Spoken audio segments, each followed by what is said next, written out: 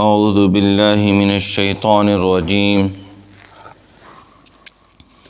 بسم اللہ الرحمن الرحیم فبظلم من الذین ہادوا حرمنا علیہم طیبات احلت لہم وبصدہم عن سبیل اللہ کثیرا واخذہم الربا وقد نہوا عنہ واکلہم اموال الناس بالباطل وأعتدنا للكافرين منهم عذابا أليما لكن الراسخون في العلم منهم والمؤمنون يؤمنون بما أنزل إليك وما أنزل من قبلك والمقيمين الصلاة والمؤتون الزكاة والمؤمنون بالله واليوم الآخر أولئك سنؤتيهم أجرا عظيما إنا أوحينا إليك كما أوحينا إلى نوح والنبيين من بعده وأوحينا إلى إبراهيم وإسماعيل وإسحاق ويعقوب والأسباط وعيسى وأيوب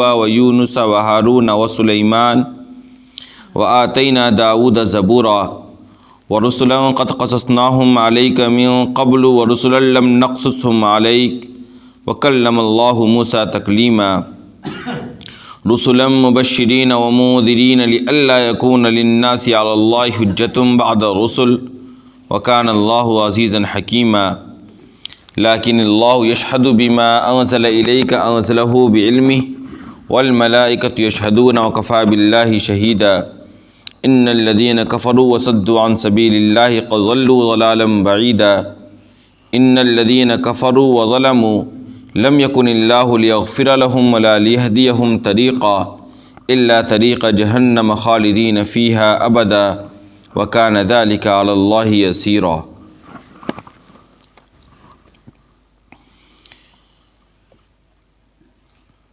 یہودیوں کی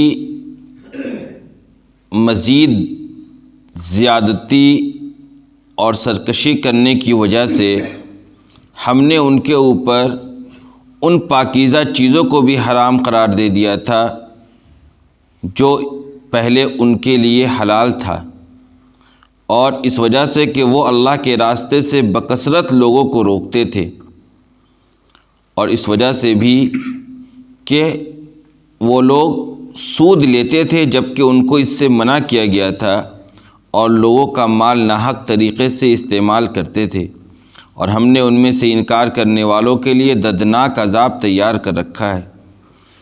ہاں البتہ ان میں سے جو لوگ راسخ فی العلم ہیں اور مومن ہیں، ایمان رکھتے ہیں اس کتاب پر بھی جو آپ پر نازل کی گئی اور ان کتابوں پر بھی جو آپ سے پہلے نازل کی گئی، اور نمازوں کو قائم کرنے والے ہیں، زکوٰۃ ادا کرنے والے ہیں، اللہ پر اور قیامت کے دن پر ایمان رکھنے والے ہیں، ان کو ہم بڑا اجر عطا کریں گے۔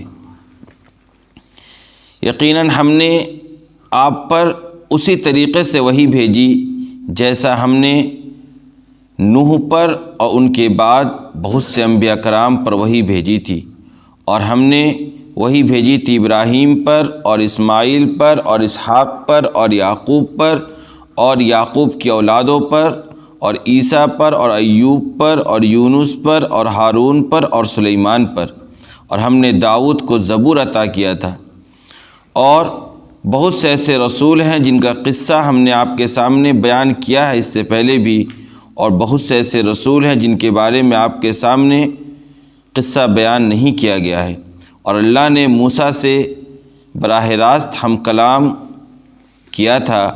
بہت سے ایسے رسول ہیں جن کو اللہ تبارک و تعالیٰ نے نیکوکاروں کے لیے خوشخبری سنانے والا اور گنہگاروں کے لیے عذاب سے ڈرانے والا بنا کر بھیجا، تاکہ لوگوں کے لیے ان رسولوں کے بھیج دینے کے بعد اللہ کے سامنے کوئی عذر نہ رہ جائے، اور اللہ تبارک و تعالیٰ بڑا زبردست حکمت والا ہے۔ لیکن اگر یہ لوگ آپ کی رسالت کی گواہی نہیں دیتے ہیں تو آپ کو کوئی پرواہ نہیں کرنا چاہیے، کیونکہ اللہ اس بات کی گواہی دے رہا ہے جو اس نے آپ کے اوپر بھیجا ہے، کہ اس نے آپ کے اوپر اپنے علم کے مطابق نازل کیا ہے، اور فرشتے گواہ ہیں، اور اللہ گواہ ہونے کے اعتبار سے کافی ہے۔ بے شک وہ لوگ جنہوں نے انکار کیا اور لوگوں کو اللہ کے راستے سے روکا وہ دور کی گمراہی میں جا پڑے ہیں۔ بے شک وہ لوگ جنہوں نے کفر کیا اور ظلم کیا اللہ تبارک و تعالی انہیں معاف نہیں کرے گا اور نہ ہی ان کو جہنم کے راستے کے علاوہ کسی راہ کی طرف رہنمائی کرے گا جس میں وہ لوگ ہمیشہ ہمیشہ رہیں گے، اور یہ تمام معاملات اللہ کے لیے انتہائی آسان ہے۔ گزشتہ 2-3 دنوں سے یہودیوں کے برے اعمال کا تذکرہ ہو رہا ہے کہ کن برے اعمال کی بنیاد پر اللہ تبارک و تعالیٰ نے یہودیوں کے دلوں پر یہ مہر لگا دیا تھا کہ وہ لوگ ایمان قبول نہیں کر پا رہے تھے۔ اس کی تفصیل سے پیچھے سے بات آ رہی ہے، جس میں کل یہ بات آئی تھی کہ انہوں نے حضرت مریم رضی اللہ تعالیٰ عنہ پر بڑا بھاری بہتان لگایا تھا۔ اسی طریقے سے ان لوگوں کا یہ دعویٰ تھا کہ ہم نے عیسیٰ علیہ السلام کو قتل کر دیا۔ یہ سب ان کی سرکشیاں تھیں، اور اس کے علاوہ بہت سے جو برے اعمال تھے ان کے سنیچر کے دن کے سلسلے میں حد سے تجاوز کرنا، بچھڑے کو معبود بنانا، اسی طریقے سے موسیٰ علیہ السلام کی نافرمانی کرنا، ان کو طرح طرح سے تنگ کرنا، کوہ طور پر جا کر بھی اللہ کے احکامات سامنے آ جانے کے باوجود اس کے ماننے سے انکار کر دینا۔ یہ سب وہ برے اعمال تھے جس کی بنیاد پر اللہ تبارک و تعالیٰ نے ان سے ایمان کی توفیق سلب کر لی تھی اور اپنے عذاب کا ان کو مستحق بنا لیا تھا۔ انہی برے اعمال کے تذکرے میں آج بھی چند چیزوں کا تذکرہ ہے، اور پھر آپ صلی اللہ علیہ وسلم کو باضابطہ تسلی دی گئی ہے کہ دیکھیے آپ کو گھبرانے کی ضرورت نہیں۔ اگر آج یہ لوگ آپ کا انکار کر رہے ہیں یا آپ کے خلاف ٹھٹا بازی کر رہے ہیں یا آپ کے خلاف سازش کر رہے ہیں، چونکہ ہم نے جس طریقے سے آپ سے پہلے بہت سے انبیاء کرام پر وحی بھیجا ہے اسی طریقے سے آپ پر بھی وحی بھیجا گیا ہے۔ آپ سے پہلے بھی رسولوں کو جھٹلایا گیا ہے، آپ سے پہلے بھی رسولوں کے خلاف سازشیں کی گئی ہیں، لہذا آپ کو کسی بھی قسم کے ٹینشن میں پڑنے کی ضرورت نہیں ہے، بلکہ کوئی بھی اگر آپ کے رسالت کی گواہی نہیں دے گا تو اللہ اور اس کے فرشتے آپ کے رسالت کی گواہی دینے کے لیے کافی ہیں، اور جو لوگ آپ کا انکار کرنے والے ہیں اس کو ہم سخت سے سخت سزا میں مبتلا کریں گے۔ اسی میں کہا کہ دیکھیے یہ جو یہودی ہیں ان پر ہم نے بہت سے پاکیزہ چیزوں کو صرف اس بنیاد پر حرام قرار دے دیا چونکہ یہ لوگ سرکشی میں مبتلا تھے، جبکہ اس سے پہلے سرکشی میں مبتلا ہونے سے پہلے ابتداءً ان کے لیے بھی وہ ساری چیزیں کیا تھیں؟ حلال تھیں۔ اس کے باوجود چونکہ وہ لوگ سرکشی میں مبتلا رہے، اللہ تبارک و تعالیٰ کی ان لوگوں نے نافرمانیاں کی، اس کی بنیاد پر اللہ تبارک و تعالیٰ نے ان سے ان پاکیزہ چیزوں کی نعمتوں کو چھین لیا اور ان کے لیے یہ ساری چیزیں حرام قرار دے دی۔ امت محمدیہ میں بھی بہت سی چیزوں کو حرام قرار دیا گیا ہے، لیکن اس کے پیچھے یا تو کوئی روحانی یا جسمانی نقصان ہے جس کو پیش نظر رکھ کر حرام قرار دیا گیا ہے۔ بہت سی چیزوں کے استعمال کو ہمارے مذہب میں بھی حرام قرار دیا گیا ہے، لیکن اس کے پیچھے یا تو کوئی روحانی نقصان تھا مسلمانوں کا، یا یہ کہ کوئی نہ کوئی جسمانی اور صحتی نقصان تھا جس کی بنیاد پر حرام قرار دیا گیا ہے۔ لیکن یہودیوں پر جو حرام قرار دیا گیا تھا وہ ان بنیادوں پر نہیں دیا گیا تھا، بلکہ ان کی نافرمانی کرنے کی وجہ سے پاکیزہ چیزوں کو بھی جو کہ انسان کے لیے نفع بخش اشیاء اور غذا ہے اس کو بھی حرام قرار دیا گیا تھا، صرف ان کی نافرمانی کی وجہ سے، اور اس وجہ سے بھی کہ وہ لوگ بکثرت اللہ تبارک و تعالیٰ کے راستے سے لوگوں کو روکتے تھے، اللہ کے دین کو قبول کرنے سے لوگوں کے لیے آڑ بنتے تھے۔ اس بنیاد پر اللہ تبارک و تعالیٰ نے ان کے ساتھ ایسا معاملہ کیا، اور ان کی سرکشیوں میں ایک یہ بات یہ بھی آئی کہ اور اس وجہ سے بھی کہ وہ لوگ سود کا استعمال کرتے تھے جبکہ ان کو اس سے منع کیا گیا تھا۔ وَأَخْذِهِمُ الرِّبَا وَقَدْ نُهُوا عَنْهُ، سود کے استعمال کرنے کی وجہ سے، جبکہ ان کی شریعت میں بھی سود کیا تھا؟ حرام تھا۔ اس سے پتہ چلتا ہے کہ سود کی حرمت صرف امت محمدیہ میں ہی نہیں بلکہ اس سے پہلے یہودیوں کے اوپر بھی سود کو حرام قرار دیا گیا تھا، اور اس وقت بھی ان لوگوں نے سود استعمال کیا، اور آج کی دنیا میں بھی سودی کاروبار کو لے کر سب سے زیادہ آگے بڑھنے والی قوم کوئی ہے تو وہ یہودی ہی ہے کا، اور اس وجہ سے بھی ان کے ساتھ اللہ تبارک و تعالیٰ کا اس طرح معاملہ رہا کیونکہ وہ لوگ لوگوں کا مال ناحق طریقے سے استعمال کرتے تھے۔ کسی کے مال پر قبضہ کر لیا، کسی کے مال کو چھین لیا، کسی کے مال کو سود کے ذریعے ہی حاصل کرنا، یہ کیا ہے؟ ایک ناحق طریقے سے فائدہ حاصل کرنا ہے۔ وراثت کا مال دبا کر رکھنا، یہ بھی کیا ہے؟ ایک ناحق طریقے سے مال کا استعمال کرنا ہے۔ یہ ساری برائیاں یہودیوں میں تھی، اس کی بنیاد پر اللہ تبارک و تعالیٰ نے ان سے بہت سی نعمتوں کو چھین لیا۔ اللہ تبارک و تعالیٰ کی رحمت پر قربان جائیے، یہ ساری بیماری آج ہمارے اور آپ کے مذہب میں بھی اور ہمارے اور آپ کے لوگوں کے درمیان بھی پائی جاتی ہے۔ اس کے باوجود اللہ تبارک و تعالیٰ کی طرف سے اس طرح کا عذاب نہیں آ رہا جس طریقے کا عذاب ہو سکتا ہے۔ اللہ اگر یہ عذاب نازل کر دیتا ہے کہ ان کے اوپر پانی کو حرام قرار دو جس طریقے سے شراب حرام ہے، یہ ہماری نافرمان قوم ہے، وہ تمام اعمال کر رہی جس سے پہلے یہودیوں نے کیا تھا، یہ بھی سود کھا رہے ہیں، یہ بھی لوگوں کا مال ناحق طریقے سے دبا رہے ہیں۔ پانی کو حرام قرار دے دو ان کے اوپر، پانی کے استعمال کو ان کو کیا کر دو، روک دو، پانی کا مزہ ہی بدل دو، کڑوا کر دو۔ اللہ اس پر قادر ہے، اللہ چاہے تو اس طریقے کا عذاب نازل کر سکتا تھا، لیکن اس کے باوجود اللہ تبارک و تعالیٰ ستاری کا معاملہ کر رہا ہے، غفاری کا معاملہ کر رہا ہے۔ اللہ اپنی رحمت کو اپنے غصے کے اوپر حاوی کر رکھا ہے، جس کی بنیاد پر ہم اور آپ بچے ہوئے ہیں، ورنہ دیکھیے انہی اعمال کی بنیاد پر ہم سے پہلے قوموں کا حال برا ہو چکا ہے۔ کہا دیکھو وَأَعْتَدْنَا لِلْكَافِرِينَ مِنْهُمْ عَذَابًا أَلِيمًا، اور ان میں سے جتنے لوگ کافر ہیں، ان یہودیوں میں سے جتنے لوگ وہ ہیں جو اللہ اس کے رسول کا انکار کرنے والے ہیں، ہم ان کے لیے دردناک عذاب تیار کر رکھے۔ یہ جو عذاب دنیاوی عذاب ہے، یہ تو صرف اور صرف ایک نمونہ ہے، یہ تو صرف اور صرف ایک نمونہ ہے۔ جہنم کے عذاب کے سامنے اور آخرت میں دی جانے والے عذاب کے سامنے ان عذابوں کی کوئی حیثیت نہیں ہے۔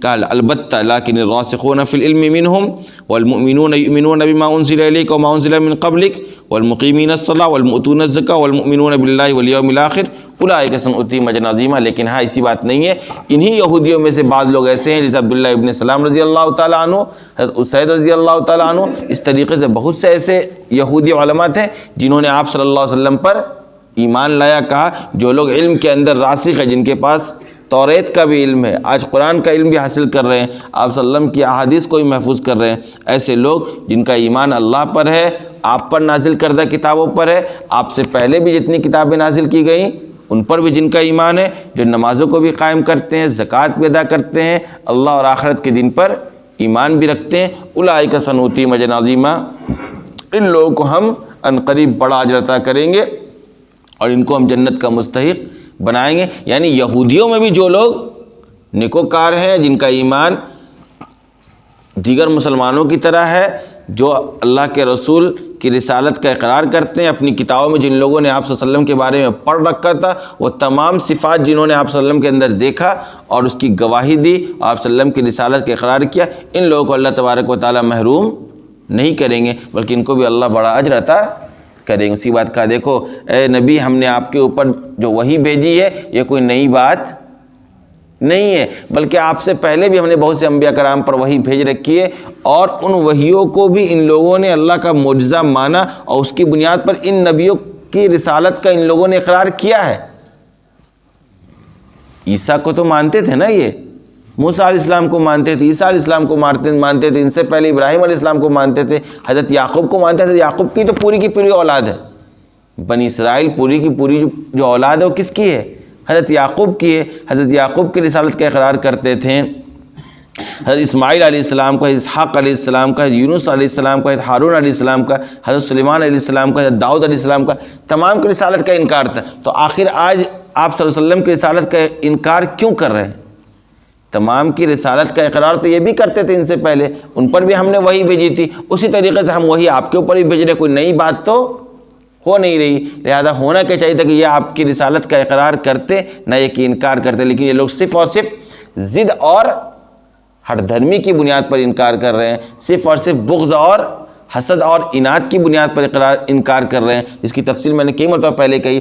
ان کے ذہن و دماغ میں یہ بات بیٹھی ہوئی تھی کہ جو آخری نبی آئے گا وہ بھی بنی اسرائیلیوں میں ہی آئے گا، بنو اسماعیل میں نہیں آئے گا۔ ان کے ذہن و دماغ میں بات بیٹھ گئی تھی کہ نبوت جو ہے وہ ہماری خاندان کا خاصہ ہے، نبوت جو ہے وہ ہمارے قبیلے اور ہمارے خاندان کا خاصہ ہے۔ جب تمام انبیاء کرام زیادہ تر ہمارے خاندان اور ہمارے قبیلے مبعوث کیے گئے، تو یہ آخری نبی آخر عرب میں کیسے آ گئے، بنو اسماعیل میں کیسے آ گئے؟ صرف اس بنیاد پر ان لوگوں نے اسلام کو قبول نہیں کیا، اور آپ صلی اللہ علیہ وسلم کی رسالت کا اقرار کرنے کو یہ لوگ تیار نہیں ہوئے۔ کہا دیکھیے ہم نے جیسے آپ کے اوپر وہی بھیجا بھی آئی نہیں، اسی طرح ہم نے نوح علیہ السلام پر اور ان کے بعد بہت سے انبیاء کرام پر وہی بھیجی۔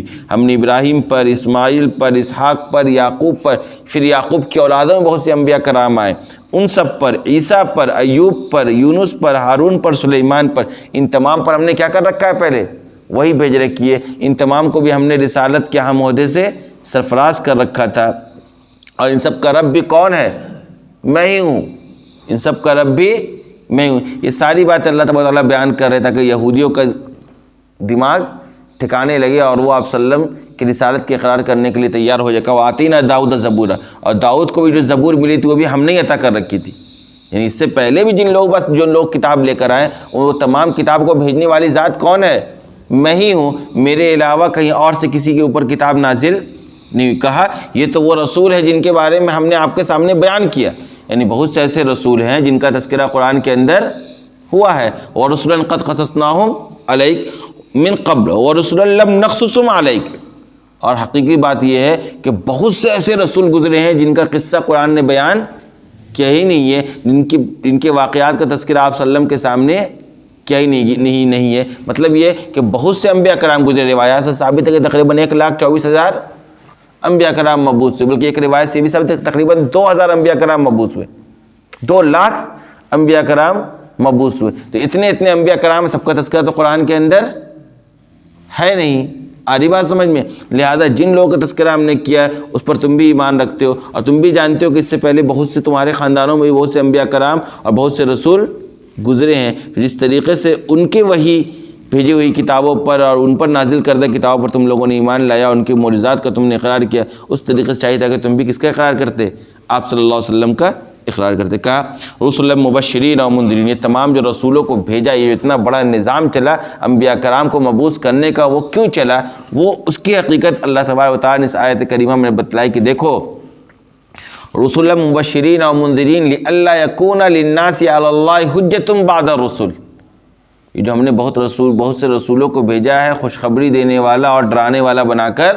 انبیاء کرام کا کیا کام تھا کہ جو لوگ اللہ کی مانتے تھے اس کو اس بات کی خوشخبری دیتے تھے کہ کل قیامت کے دن تمہیں بہترین اجر ملے گا، اور جو لوگ اللہ تبارک و تعالیٰ کا انکار کرتے تھے، اس کے رسول کا انکار کرتے تھے، اس کو ڈراتے تھے کہ دیکھو ڈرو اللہ سے، وہ کل قیامت کے دن تمہیں جہنم میں داخل کرے گا اور دردناک عذاب میں مبتلا کرے گا، لہذا موت سے پہلے توبہ کر لو۔ تو انبیاء کرام کو یہ کام تھا کہ آ کر بتلا دے کہ دیکھو بھائی یہ راستہ ہے، ان راستوں کو فالو کرو گے تو کامیابی تمہارے گلے آئے گی، اور اگر ان راستوں کو فالو کرو گے تو جہنم کے تم مستحق بنتے چلے جاؤ۔ کہا کیوں؟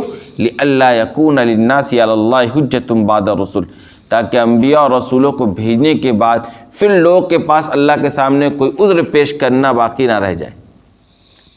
یعنی حجت قائم کر دینے کے لیے کل کوئی قیامت کے دن کھڑا ہو کر یہ نہ کہہ دے اللہ کو کہ یا اللہ میرے پاس میری قوم کے پاس تو کوئی رسول اور نبی آیا ہی نہیں تھا۔ قرآن ہی نے اس حقیقت کو ثابت کیا ہے کہ کوئی ایسی قوم نہیں گزری، کوئی ایسی بستی نہیں گزری جہاں کوئی نہ کوئی ان کو بتانے والا، ان کو صحیح راست دکھلانے والا کوئی نہ کوئی نبی یا رسول کو مبعوث نہیں قرار دیا گیا۔ آ رہی بات سمجھ میں؟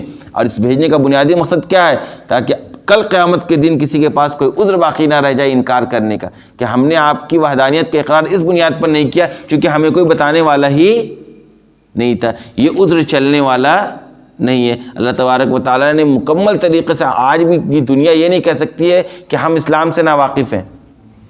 اسلام نے کبھی بھی نہ اپنی مذہبی کتاب کو، نہ اپنے مذہبی اداروں کو، نہ اپنے مذہبی شخصیتوں کو کبھی سرکاری ریکارڈ کے اندر نہیں رکھا، بلکہ آج بھی عام ہے، پوری دنیا میں جو چاہے، جہاں چاہے، جس وقت چاہے قرآن چھاپ لے، قرآن خرید لے، قرآن پڑھ لے، قرآن کو جان لے۔ آپ صلی اللہ علیہ وسلم کی پوری زندگی موجود ہے، کوئی چھپا کر نہیں رکھا گیا۔ ایسا نہیں کہ جو مسجد میں آئے گا اسی کو قرآن چھونے کی اجازت ہے، بلکہ دنیا کے آپ کسی کونے میں بیٹھے وہاں قرآن کو چھو سکتے ہیں، وہاں آپ صلی اللہ علیہ وسلم کی سیرت کو پڑھ سکتے ہیں، مسلمانوں کے حال اور احوال سے واقف ہو سکتے ہیں۔ یعنی دنیا کے پاس یہ عذر کل قیامت کے دن باقی نہیں رہے گی کہ ہم تک ایمان کی دعوت نہیں پہنچی تھی، یا ہم تک یہ پیغام نہیں پہنچا تھا کہ ایک آخری نبی مبعوث کیے گئے تھے جن کے اوپر قرآن نازل کیا گیا تھا۔ آج دنیا کہیں نہ کہیں کم از کم اتنی بات تو جانتی، اور تو میں نے آپ کو بتلایا تھا کہ اگر اللہ تبارک و تعالیٰ انبیاء کرام کو اور کتابوں کو نازل نہیں کرتا، اور اللہ تبارک و تعالیٰ